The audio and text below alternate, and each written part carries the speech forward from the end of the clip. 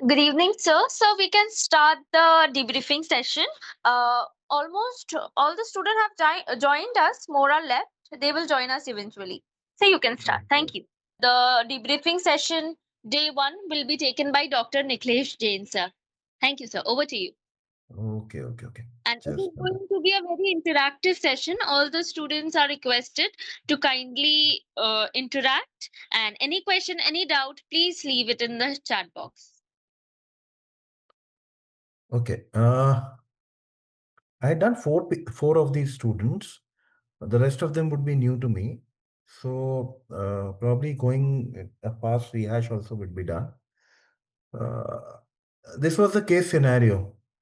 I think everybody, I mean, the four people who are with me know about it. The other people can read it up. 42-year-old male, history of heavy alcohol use, presented with severe epigastric pain radiating to the back, vomiting and abdominal distension. Baseline examination, patient had tachycardia, BP of 86 by 54, tachypnea, respiratory rate of 28 per minute, and SpO2 of 90% on room air. Temperature was 38.2 degrees centigrade. On abdominal examination, there was tenderness in the epigastrium with guarding and decreased bowel sounds. Lab findings were suggestive of elevated serum amylase, 980, about 9 times more than normal. Serum lipase, 1200 units per liter, at least 3 times more than normal. CRP of 220 milligrams per liter, which is again elevated. Creatinine 2.1 milligram per deciliter, again elevated. Hematocrit of 48% as hemoconcentration, and arterial lactates, which are elevated of 3.8 millimole per liter. We did a CT abdomen after 48 hours. Necrotizing pancreatitis was demonstrated, involving more than 30% of the gland, with peripancreatic fluid collections and no evidence of gas. The patient is admitted to ICU for hemodynamic instability and organ dysfunction. Everybody has gone through the vignette. Okay, let me see the. You can reply in the chat. Has everybody gone through the vignette? Okay, I get the first yes.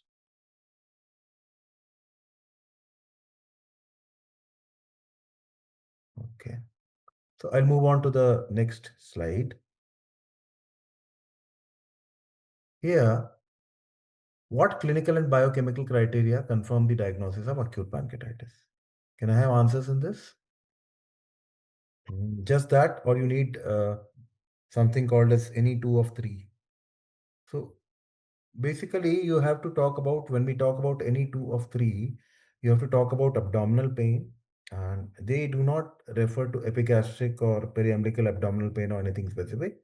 You have to talk about the biochemical elevation of enzymes, amylase and lipase, at least 2 to 3 times of normal. And if it is a diabetic patient, then probably more than 5 times of normal. And on top of it, you have to discuss imaging findings, at least sonography, which tells you that there is evidence of pancreatitis there. What are the common etiological factors and how should they be evaluated in this case?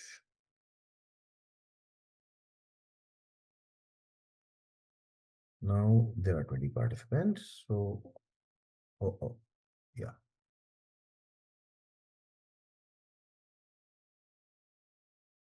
So what are the causes that you can talk about? The hypertriglyceridemia. So what would be the cutoff for triglyceride for you to label it as a triglyceride related pancreatitis? Triglyceride level of more than 200. No, it is more than 1,000 actually. If you wish to label it as a triglyceride related pancreatitis, you need to have levels well in excess of 1,000.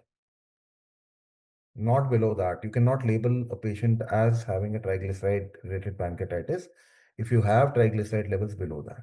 So remember that. And as I told you, diabetics, the sort of elevation of enzymes that we are looking at is at least 5 to 6 times minimal.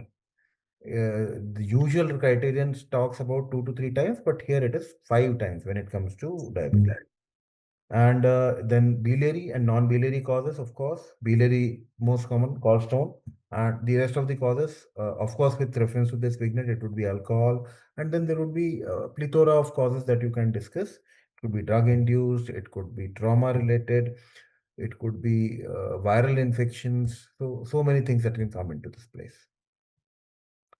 How would you stratify the severity of pancreatitis at baseline?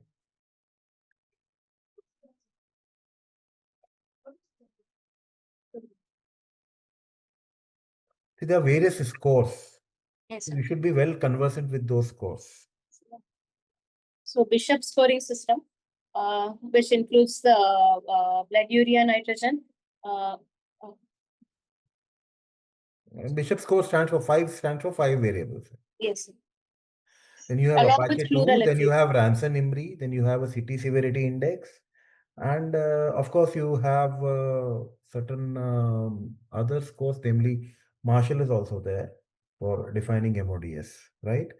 And when we talk in terms of defining severity of pancreatitis, what all are the ones which actually address that issue? All of them. All of them. The next question would be tricky in the sense of which scoring systems your patient is getting admitted to the ICU. So, which scoring systems are actually applicable in ICU to assess the prognosis in these patients? So, first was severity, but how do you use these scores for prognosis purposes?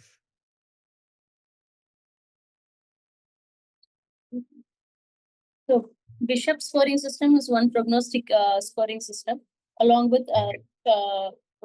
and in that the pleural effusion plays a main role because it indicates a third spacing of the patient. What other scores do come into picture? It's based on CT severity index.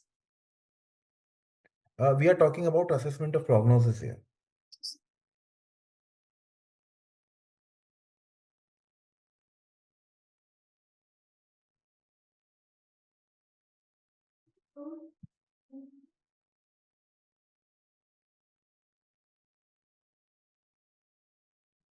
Apache 2 is correct. Apache 2 is another one of those scores. And of course, as she told, Bishop score is another one of them. These are the two most common scores when we talk in terms of prognostifying a patient or, looking at a patient in prognostic terms. When should imaging be performed and what findings are suggestive of necrosis? So imaging is performed at the end of first week. A plain CT abdomen will be useful to Does assess. everyone agree with that? Yes, Who all are there for first week at we the end of agree. first? 1 week.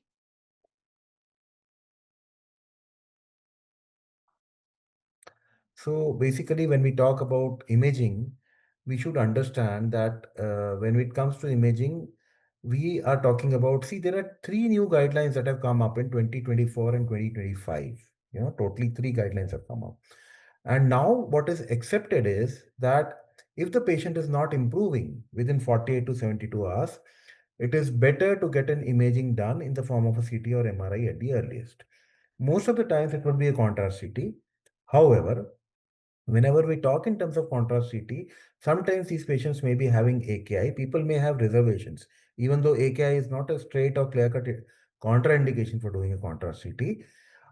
Those are the patients where if the patient is hemodynamically stable, you can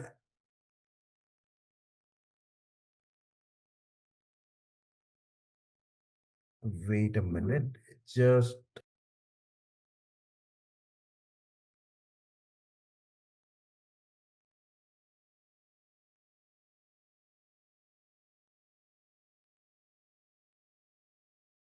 so what is happening is that whenever you talk of MRI is done where you feel that the perceived risk to kidney is far more higher. One, MRI also performs better when you are thinking in terms of common bile duct pathologies, or thirdly, when there is a pancreatic duct disruption. All of these findings are really good. In case if you want to quantify the degree of necrosis, then again MRI is good, and digital or subtraction CT, if it is available with you, they perform better. Okay. And so remember that, as per the new guidelines, it is 48 to 72 hours. It is no longer about 1 week. So you should remember that.